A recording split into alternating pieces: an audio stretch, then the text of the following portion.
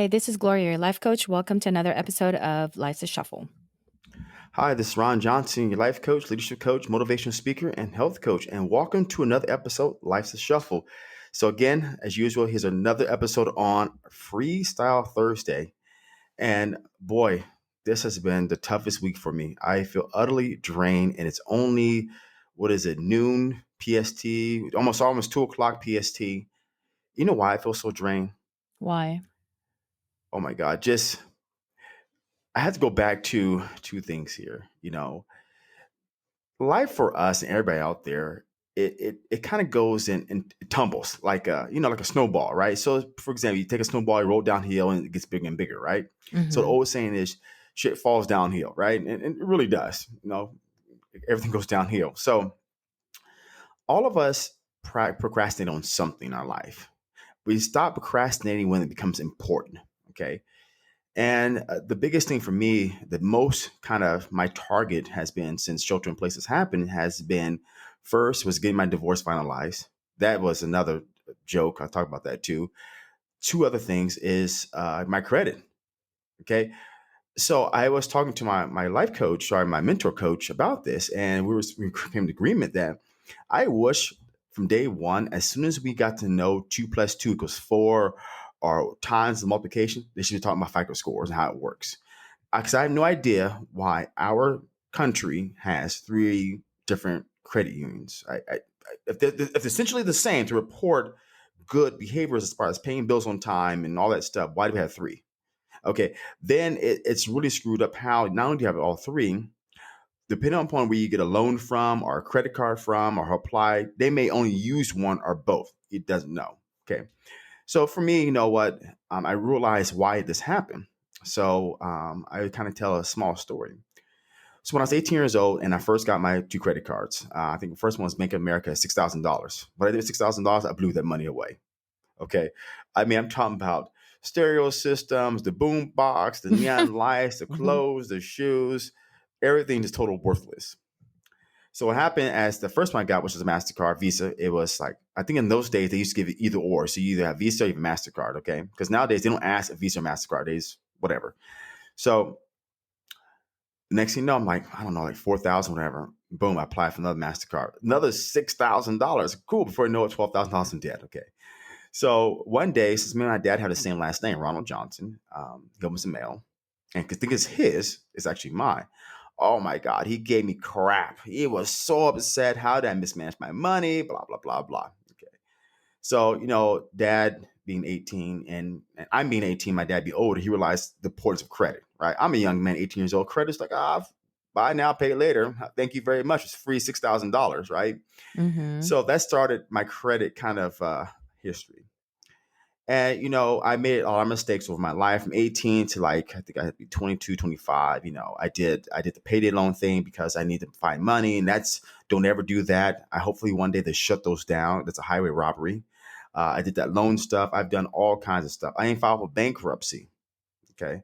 Now, obviously, with bankruptcy and all this stuff, over 17 years rolls off your credit. But as time goes along, you want to make bigger purchases, meaning that you want to lease a car or buy a house, or you want to get bigger credit limit on your credit card, right? I mean, I'll tell you this, having a $500 credit limit on your credit card is worthless. I mean, nowadays, what can you do with $500? Your cell phone bill's already $100 nowadays. So there's not much you can do with $500, but it's good if you're 18 because you're starting out. So I had obviously mismanaged credit since I was 18, and it hurts because now I'm getting to the age where I want to, I don't like. I go online to apply for a credit card or apply for whatever it is I want to apply for, and that 10 seconds it takes, it has a little hourglass. That's not old school, but little thing going around, little circle that lets you know it's being processed, and it's like agonizing even for 10 seconds because like, okay, will I be approved? I won't be approved. Bing, here's it.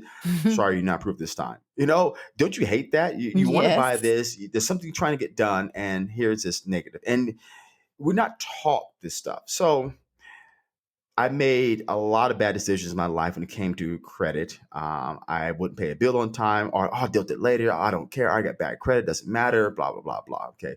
Don't ever have that attitude in life. Do not ever say, oh, I got bad credit. Who cares about paying it off? Because when you want to do something big, or as you get older, think about having a credit. Because credit doesn't have to just be credit cards or a loan or whatever. But let's say, for instance, you want to, get a job. They run your credit nowadays. I mean, it's not supposed to hinder you from getting a job, but they do. I remember one time I worked at Fry's Electronics. I was getting promoted to store manager. I just filed for Chapter 11, Chapter 7, or Chapter 11, can't remember which one, bankruptcy, and basically to give me clean slate. So my district manager submits my paperwork, which is the paperwork to get promoted to a manager from a supervisor position. So it goes through up the chain, right? Then finally, before it goes through the chain, it goes to the director of loss prevention. Bingo, denied. So it was denied for whatever. And so I finally called the guy up because, getting rid of people that are director level is hard. So I got hold of him, and he tells me, oh, well, Ron, you have some things on your credit. You filed bankruptcy, blah, blah, blah. Okay. So they denied me making more money because of my credit. I didn't listen to what happened. Didn't go based on my current track record. They go based on my old track record. So one day they come to our store for a visit. I finally meet the guy face to face, introduce myself. And when it comes time for me to get promoted to supply chain manager, approved, not a problem. So my story now is, for the last week, I've been actually since COVID happened, actually since May of this year. Okay. I've been going through my credit slowly, figure out anything that's in collections or derogatory, not paid off or not showing up right, just going through the process of getting it done. And I feel utterly exhausted because I didn't know this, and some people do, some people don't. So you apply for, or you have derogatory on your credit report for an item. Not only is it on TransUnion, it can also be on Experian because it's three credit bureaus. So sometimes what happens is that TransUnion will report, right, let's say paid in full, whatever. Equifax, which happened to me, report paid but settled for a different amount as a note. I'm like, what the hell? So what you have to do is, there's no one you can really talk to, right? So all you do is file a dispute online, or you call a number. But if you really want to get to the crux of the matter, you actually have to write it, open up your Word doc, write things out, dispute what you're disputing in detail, have documentation support that, because a lot of things in my credit were actually paid off, right? But it hasn't updated yet. So you can imagine printing this paperwork out. You have to run to the post office, a UPS store, a postal annex. You have to actually mail it out with a tracking number, so that way you can make sure it gets delivered. So you have that. And you have to wait for 30 days. Now, only to do that to the credit bureaus, at the same time, just be proactive, you send also a dispute letter to the actual collection person. Because in my case, one item I had, actually two. First one I had got sold to somebody else. Then that person sold to Mm. somebody else. Then I had to call that person, finally got a hold of them and pay. But because the first creditor is on my credit report, not the third one, right? As far as the agency is sold to, I didn't have to call them. I called them. They have no idea what you're talking about. Can't find them because it's been like 5 years old. But now I got to send dispute letters out to all the bureaus that it's showing up as. At the same time, send a dispute letter to them. I'm really exhausted. It's a lot of work. Oh, you know what? If all people out there are listening to this, if they just do one thing, okay, we all face some financial crisis, whatever it is, COVID, someone passed away, you lost your job, whatever the case may be. Human nature is a very simple thing: out of sight, out of mind. But also, let's think about that for a second: outside, out of mind. But let's face reality: if you lost your job, you're not worried about paying a credit card. If you lost your job, what's the first thing you're going to pay? I'll make sure I pay my apartment or your mortgage. Make sure you have a cell phone communication. Make sure you have your uh, car insurance updated. Make sure you have gas for your car. Your car registration is updated. There are things that take priority when you're faced in a crisis or a situation that, hey, my credit card, or whatever, I pay what I can. These are important bills I have to pay because I don't have a job. That what took part in me is, for all the years, if I think about things I've done, I mean, at one time I was out there paying almost $300 to $400 on these True Religion jeans.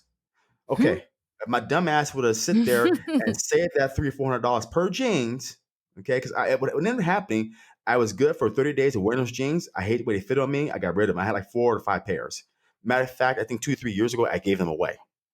If I'd have sit there and spent money on actually fixing my credit, at least understanding it, I'd have paid off my bills. But we as human beings only want to focus on the now and how to make me feel happier. So Hmm. buying those jeans made me feel happy in the moment.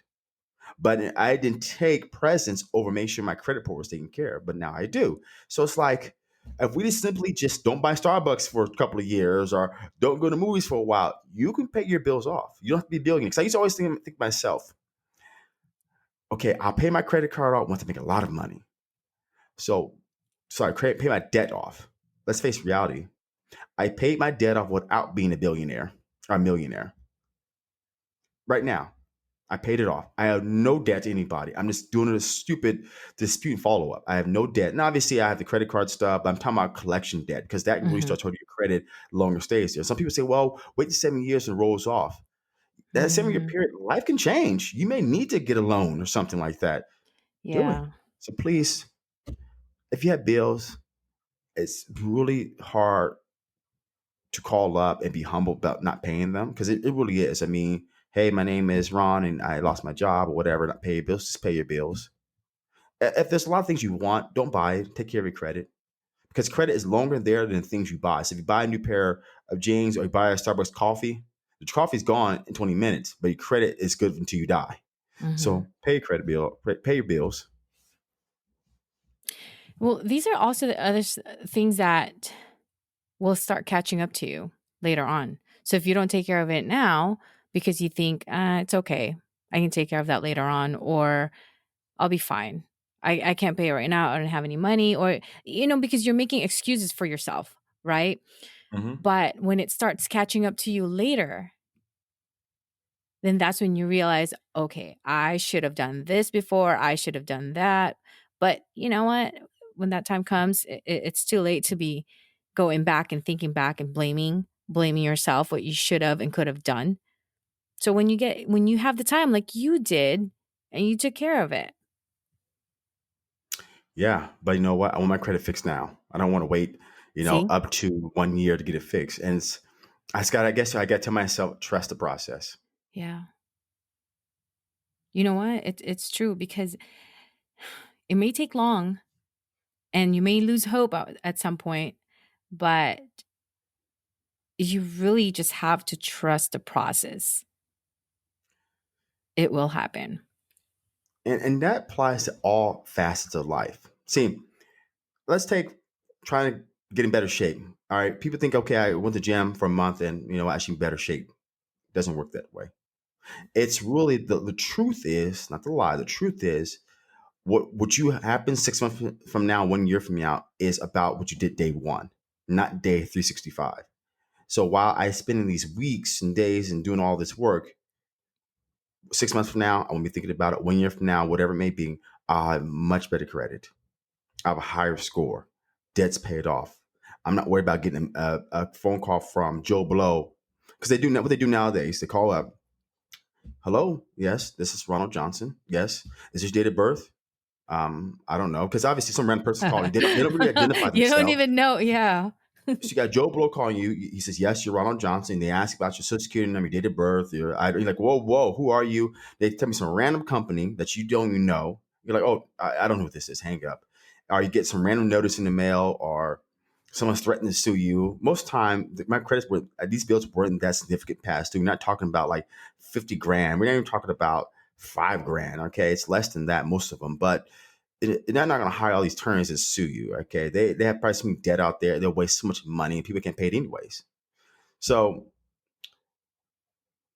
the point I was trying to make was what? I just lost my train of thought. Trust the process. Stress problem. Okay, so what it is that whatever you have done now will reap benefits later. So the work I'm putting in now in all facets of life will benefit you in the future. So even though the work is tough, I'm waking up 4 o'clock in the morning, writing these letters out so I can mail it out that day. Okay, I don't like that, but it's okay. But it's allowing me to now, because you know what, 90 days, 6 months, 1 year from now, I'll look back like, dang, good thing I put in that hard work then when I had the time. Because right now I do because of shelter in place and I'm working from home. I'll reap the benefits later. See, that's the true truth is the hard work you put in here now and the Mhm. sacrifice you do now will allow you to reap the benefits later on. That's the Mhm. truth. The false we tell ourselves is, I'm gonna do some small work here and there and hopefully get bigger benefit. That doesn't work. That's not how it works. Right. So what you're saying is all this obviously doesn't happen overnight. You have to have patience, you trust the process, you also gotta put in the work. Yeah, that's how you say it in layman's terms. I guess I said it more, put it into work. But yeah, it's this. I gotta trust this process. Things will work out, Mhm, and if I need to, I will keep resubmitting documents. So you always, anytime you create these documents and folders to send to bureaus, always make a second copy because what's going to happen, it may get lost, it can reject, and you got to send another copy. So once you send, you wait 30 days, you send another one, you wait for a response. But it's kind of good nowadays. You can actually dispute online, but you want to send documentation in because what I'm shooting after is having deleted. mm, That's what I'm shooting for. And obviously this is the whole other thing I hate about credit. I don't have any loans, right? I don't have a car payment. I don't have a mortgage. That's considered negative. mhm. So why? Why is it considered negative? Maybe I don't want to take all those kind of bills and responsibilities. Maybe I like my life, maybe renting an apartment or renting a room. So why do you have to sit there and have to have a home loan? I don't get why they have the stipulation in credit. Because actually, they say if you have a loan, it's a good thing. But yeah, I'm in debt. Right? I don't get how that works out. I know, I don't get it, but I think I don't know. I don't know how those numbers work, but if you have a loan, it's a good thing and it's better for your credit. I don't know. I feel like if you don't have anything, that's what's better for your credit. But like all these things that, what you're saying is it could like what am I trying to say now? What you said was could be in anything in any situation that you go through. Um it could be, you trying to lose weight. That's not going to happen overnight. You have to put in the work and then again you got to trust the process, right? Looking for a job is another thing. So I know right now a lot of people are probably stressed and looking for another job. Um I ran into someone I know and she lost her job in the last few months because of the COVID situation. And she's kind of stressed about, okay, now I got to look for a job. But again, you know what? Just trust the process. You'll get it. You'll get something. Hmm. You really Yeah. do. It's because we always try to want. We can't see beyond what's happening to us in the moment. Like I can't see what's going to happen 5 minutes from now, but I know what happened 5 minutes ago. And most of the time, we're not focused just on being in the moment and present. We're so wrapped up what if, like, okay, if I don't find a job, what if? Okay, what if is could be I can't pay my mortgage or my rent, or I can't pay my cell phone bill, I don't have money for groceries, or I don't have this. And then you always get that one idiot who says, don't you have savings? What savings? Do you live in California? Yeah, I hate that person trying to, Josh, don't you have some savings?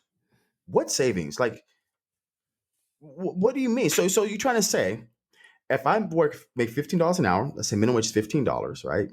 That's 40 hours a week. That's what? How much to do the math of it? 2 grand a month, 2 grand a week, or something like that. Is Mhm. that or something like it's 1,000? I think it's $1,000. Okay, my math may be wrong, so I'm not can figure it out. If it's make $1,000 a week, that's $4,000 a month minus 20% for taxes, whatever your tax bracket is. Okay, then minus 20%. Okay, then you rent for a 1 bedroom apartment is 2 grand, if not more. So if they take 20% off of 4,000, that's left with $3,400. Okay. $3,400, you have 2 grand for 1 bedroom apartment. You're left with is that $1,400. Out of $1,400, what if you have a car note, you have a student loan, you have all this? What savings? And hold on, that's 3,600. That 4,000 is only for tax. I'm not talking about medical. You still got medical you get to pay. You got Social Security tax, federal tax, state tax, and if you have any 401k or any benefits from your job. By the time the tax man eats up his first bit, then by the time you pay your rent and by the time you pay your mortgage, well, how much you have left? What savings? So then $15, that was not Nothing. enough to have savings. So what dollar amount will be enough for you to make so you can't have savings? So if I'm a billionaire, I should have savings then. But if I make less than $1 billion, I should have no savings. I mean, that's the point I'm trying to make. But the point is we really all have to everything in life that happens to us, right, wrong, good or bad, or however you view whatever happens to you, is a process. And that Mhm. process is about creating thoughts. Okay, so what I mean by that is I was taking a shower and I was thinking about, I didn't talk about this before, my divorce. So just divorcing, don't ever, if not, don't get married until you're in your late 30s or 40s. Okay. No, only when you think you're ready. I There's don't think no anybody's ready for that. there's really no, I think nowadays it's just I don't really know if there's an age to that, like, late 30s, late 20s, late 40s, 50s. Some people may never want to get married. Some people may never want to be in that situation. I know of someone who's been married for so long and she says she'd rather be single Hmm. Hmm. and be by herself and take care of her kids because why? And I understand because I've seen what she's gone through and what she's going through is because she's better off by herself and just with her kids. There's less stress for her. She doesn't have to worry about anybody but herself and the kids and taking, you know what I mean? So some people have, I know there's other people out there who's gotten married when they were younger and to these days they're still married. Are they happy? I don't know. But it's really hard to say, when there is a right time or the right age for it. I think to some people, they'll say they feel it. But I think in your case, it's different, right? When you got into this marriage, it was for a different reason. Oh yeah, my reason was she kept cheating on me left and right, right, going back to her baby's daddy, Right. and the thought was, well, if I marry her, I'll keep her. Like that's so bullshit. The reality is, you can't keep anybody that doesn't want to stay. No, you can't keep anybody for like you can't buy them basically with anything, with marriage, money, roses, anything like that. Because if you think you can, it's You're it's wrong. it's not going to work. So I was taking a shower, and so my divorce got rejected. And the reason why I got rejected is not like we have kids together. We don't have anything together. I haven't talked to her seen like 13 years. Okay, that's the point. We didn't finish in 13 years. So welcome to the great state of California. So I was whole time thinking about, man, it's been 13 years. We have no kids. We have this. The judge just can't prove, man. Just get off the docket. Because usually, if you have a case sitting on the docket, or judge does, after a while it just goes in default, or it just goes away, or it just so you get. But if you don't file paperwork, our legal system out here is really old. Or you think that's how it works. That after a while it'll just I be thought after a gone. while, okay, yeah, and for her, she thought it was done. She didn't know. So there's several things since COVID. So COVID has been a really great thing for me. I'm working my credit. I'm working my divorce. There's a couple of things I'm working on that have been huge, major pieces on my plate. And this divorce thing is one of those kind of rotten old. What really smells rotten? Oh, like milk. Like what? Okay, when milk gets rotten, oh man, It's God, it so really stinks. bad. That is It's like the so worst thing ever. bad. I never smelled a dead body, so I have no idea how that smells. So, but rotten milk stinks, makes you want to throw up. So, Oh my god, this I could divorce hear is it in like for your me like rotten voice. milk. So, oh my God. So I was taking a shower and I was thinking about this divorce, and obviously got rejected. Then I had to call the attorney because all that lingo. Mhm. I'm not an attorney. That's not what I do. Okay. So she finally got the letter back from the judge. And the problem with my case is that I'm here. She's down in Riverside. The attorney is in Pasadena, and the court system's in LA. Okay. So there's no one close. And with COVID going on, courts don't, like she's talking on the phone today, they don't want to see anybody. Okay. Submit the paperwork. One person, I don't want to see anybody. So it got rejected. We finally had a quick conversation. And you got to realize when you have an attorney, they charge you everything. So that 5 or 10 minute call that I had this morning just to figure out what I want her to do can cost me $100. Just me sending an email, hey, I want to follow up on this case. And she sends back, oh, it's in process, as an example. It can cost me $50 to send an email. Okay. So obviously you don't want to keep this minutia going because it can cost you thousands of dollars. That's why divorce attorneys get rich, because it keeps going around and around the circle, right? They charge for everything, a text, a call, an email. So got rejected. She emailed me last night. Obviously charged for that, and obviously attached with her was a judgment letter why it was rejected. And wasn't kind of too much, but it was very simple. It outlined why. Firstly, the judge says, "Look, the case took too long. Because it took too long in this case, the respondent, meaning me, the respondent has to pay $435." Because it Hmm. took too long. So hey, this took too long. You got to bite. Because basically, what you're doing is you file a motion to, my attorney said, to like extend or stamp or plead a reason why, whatever. Then also on the divorce paperwork, what she told me, which I was like, hey, well, I just want to do everything right. So should I get my quote unquote XY to sign paperwork. She first, when I finally got a hold of her, asked her if after years, I finally found her. She first thing comes out of her mouth within 10 minutes of conversation is like, well, we got married. My family gave $800.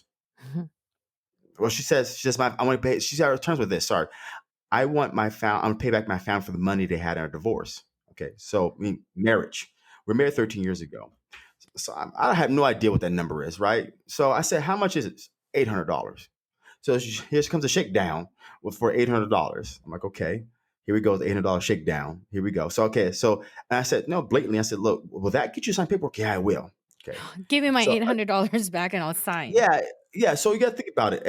If just simple math, if 10 people came and they each gave $80, that's $800. You think for 13 years they've been worried about the $80? I don't You know. think they've been sitting there with Oh, an sorry. IOU slip?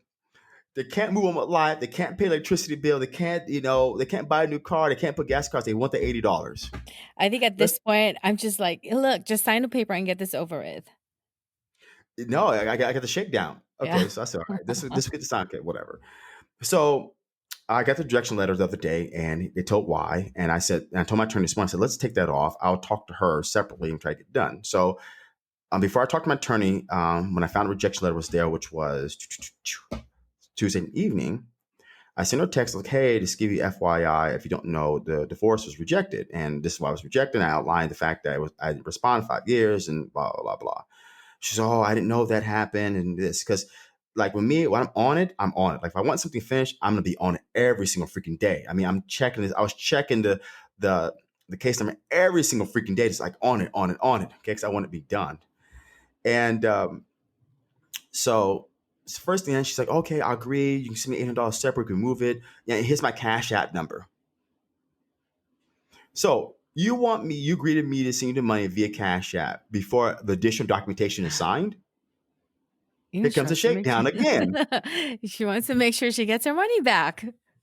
Like I'm really gonna I'm gonna spend my life.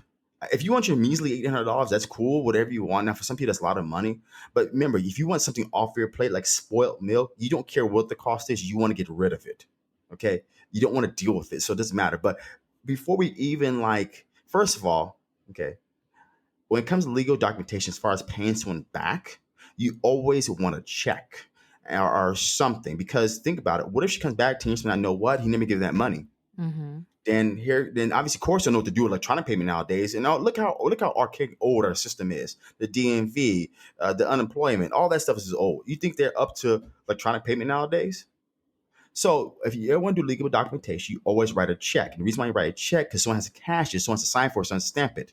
So the judge, if she goes to the court and they're like, "Hey, we didn't get the money," you always go back and says, "Well, here's a check. She stopped and she signed and stamped it. Oh, you did. So you did get your money." Well, this Cash App stuck. If they got it, didn't get it. There's no confirmation number there. There's nothing. I mean, it is confirmation number, but it's all electronic. Make that. I want check. I learned it from one of my clients who were attorney. Always mail a check Mm-hmm. because you want some confirmation. Right. So back to the story about being in the shower. So I think about this morning. She's trying to shake me down for $800. Now, with the attorney, have to file more paperwork. That's more money for the attorney and an additional $435 for this. I said, you know what, Ron? Um, you have the ability to create your own thoughts. So how would you like to create this situation? And what I said to myself is, isn't it beautiful that you have the money to get these things done? Because 5 years ago you didn't. Immediately all the stress went away. Because what it did is it create a shift in the mindset of abundance. Like, hey, look, you didn't have it then, but you have it now. How can you create more of that? Even my attorney on the phone, she says, look, don't worry about what may or may not happen. Let's focus on this and let's be positive. I said, look, I'm a life coach and that's what I do. I know about being positive. So let's create some positive energy because she obviously, this is not a big case for her. She wants to get off her list too. She wants to get paid and get off her list and move on to another case, right? She's only one Mm-hmm. person. So I created my different thoughts. My thoughts were very simple. This will resolve itself in time because you waited so long. This is the agony. Because I waited so long to get it done. This is the frustration I have to face. If I got it done 13 years ago, will you think I'd be thinking about 13 years later? No. No. But I'm thinking about 13 years later because I didn't deal with it for 13 years. That's how things show up. That's no difference in the credit report. They show up because I didn't deal with it 13 years ago. If I dealt with it 13 years ago, I wouldn't be thinking about it now because it's already dealt with. Time has passed. So I feel much better. I talked to my attorney, and we're going to file more paperwork, and we're going to get this thing in process and move on with life. But look how immediately you shifted your energy. Only had you given yourself that time, kind of taken a Hmm. step back a little bit and given it some thoughts, and look how immediately that was. It was almost immediately. Hmm. I think that sometimes that's all we have to do is we can just sit there and just relax a little bit, gather your thoughts, right? Because I think what happens too is that, in this case, you just want something done right away. You want to get this over with and you just want to speed up the process. You just don't want to deal with it anymore. But it can't, this may take a while because of the process that you have to go through. Hmm. It like what we said, it's not going to happen in a day. It's not going to happen overnight. It could take a while, but it will happen. And again, we go back to trusting the process. But I get it. I understand that sometimes you have those thoughts and you get those feelings. But if you would just do what you did, was to kind of just sit back or take a step back and just relax. And look what happened. Well, the truth. Who doesn't want it now? That's the truth. Right. Everything we want a new job now. We want a better career now. We want education now. We want to lose 20 pounds now. We want the new car now. We want to have a best girlfriend, boyfriend now. We want to have more money now. And out of that now, let's say we got everything we wanted now, what does it create? It only creates more suffering because then everything you want, you expect immediately. And you don't, it's like if no one earned anything, you don't trust the process in earning it. So you don't appreciate it. So if I got everything now, I wouldn't appreciate what I had because I didn't work hard to get it. Once I rebuilt my credit, I'll appreciate the process I went through so I won't let it happen again because I don't want to go through that again. If I fix my credit report now without doing the work, I create nothing in the process. That's obviously a long term. Because anything now, like always saying goes, if you get it so quickly, watch out. You know what's going to happen because it's too fast. It's the process and it's the things you develop and learn during the course to achieve what it is you want to achieve. New career, better job, girlfriend, boyfriend, whatever. It's the process. Hmm. And it's also learning lessons here. You Hmm. learn through it, you learn through the process. I mean, I got to admit, when I was younger, before having all this self awareness that I have now, when I was younger, I was such a brat. I mean, if I want something, I want it right now and I want to get it now. And if I don't get it, gosh, I get mad, I get irritated. Like I'm mad at the whole world. Everyone around me is affected, but it's I've learned from all that and I've learned through the process. And like I said, if I didn't have the self awareness that I have now, I would probably still be the same way. But So yes, true. you're right. Who doesn't want anything right now? Who doesn't want Yeah. anything to happen right now? If we want it, we And, want it. and and we don't learn that at all. How to accept things as they will come, but not now. I told one of my coaching clients this morning for personal training. I says, "You may not be where you are today, but trust me, in time you will get there." Hmm. Because it's a time you put in, it's the effort you put in. The way the universe and world work, the way the universe and world works is you have to give up something for something in return. You can't give up nothing for a big return. It's no difference than someone plays a lotto for $5 and win $90 million. How Look at how lopsided that is. You think they're gonna keep that $90 million? No, because they didn't earn it. There's nothing in the process they got. They paid $5, they got $90 million, and within 3 or 4 years, people are broke or they're upset because they got that money. So that's the key. So we really take away everything I said here in this podcast. The major thing I want you guys to lean on is that whatever you're going through right now, I don't care what it is, it has a purpose for you. And to reframe suffering is to reframe how you look at something. So if you're going through difficulty right now, but everybody's going through something right now, right? You got to reframe how you look at something in a better direction. If you had a choice to reframe what it will be, focus on reframing that. So if you lost your job, focus on the fact that, you know what, I lost my job because something out there is better for me. Immediately there, it proves to be less suffering and more healing. Because you're going through stress and the stress of the COVID, shelter in place, all that lowers your immune system, lowers your body from being more creative of thoughts. Because obviously, when you're stressed, your immune system's low and you thus are not creative because you think about other things. It's like when I first got my divorce was rejected, all I thought about the rest of the day was that damn divorce and how much money I'm going to spend. Up until the next day, within about 12 hours, it went away. But all that stress I was creating myself. So what proves to be true is everything has a purpose. And everything you're going through in your life right now is meant to happen because it's meant to get you to the next side. Now, the split is this. The people that only look at things a certain way and doesn't look at things as an option only go either negative or positive. That's the only option you have in life. Is a way you think about something, because what you think about something creates the energy to become better.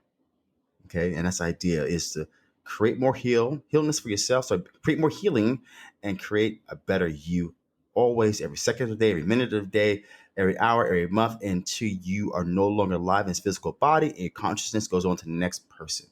That's how we create things. So this again was your Ron Johnson, life coach, motivational speaker, health coach, and personal trainer. One last thing that's happening here for me, at least, I'm going to start doing limited size virtual classes. So if you guys are on my social media like LinkedIn, Instagram, Facebook, I'll be posting links to my Zoom. I'll be doing once a week group Zoom call to discuss. And first topic will be next Friday. Will be about gaining clarity and how to be more clear in your life. So we have links for that, and I'll be able to discuss that with you guys. So look at my social media, Ron Johnson, life coach. And again, this is Gloria, your life coach. Thank you for tuning in to another episode of Life's a Shuffle.